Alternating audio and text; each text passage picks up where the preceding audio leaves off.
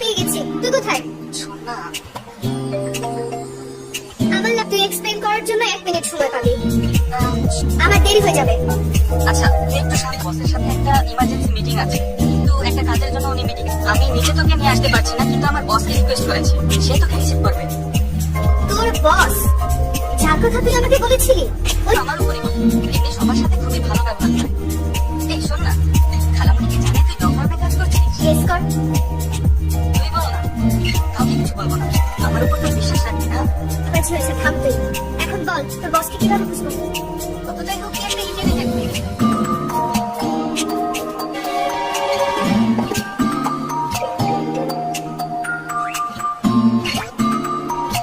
সম্মানের সাথে দেশে ফিরেছ? জিয়ান,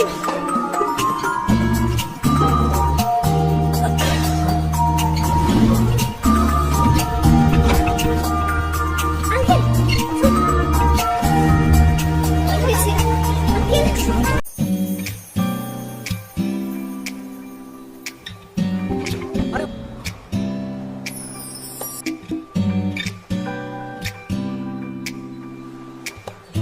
অ্যাম্বুলেন্স কল করুন। হ্যাঁ, ইমার্জেন্সি দুই লোক অসুস্থ হয়ে পড়েছে, অজ্ঞান হয়ে আছে, নড়াচড়া করছে না। আপনি কি উনি জ্ঞান হারিয়েছেন, মুখ বেঁকে যাচ্ছে, বমিও করেছেন, আর একদিক প্যারালাইজড হয়ে যাচ্ছে। এটা হেমারেজিক স্ট্রোক হতে পারে, তাড়াতাড়ি পাঠান। আপনি ডাক্তার? এই যে এভাবে দেন না, নয়তো আবার বমি হতে পারে। চিট হতে দেবে।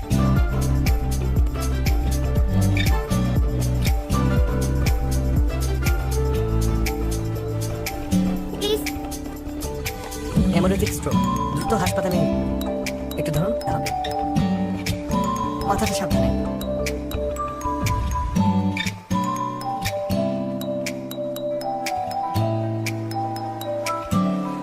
প্রফেশনাল মানুষ এমনই হয়।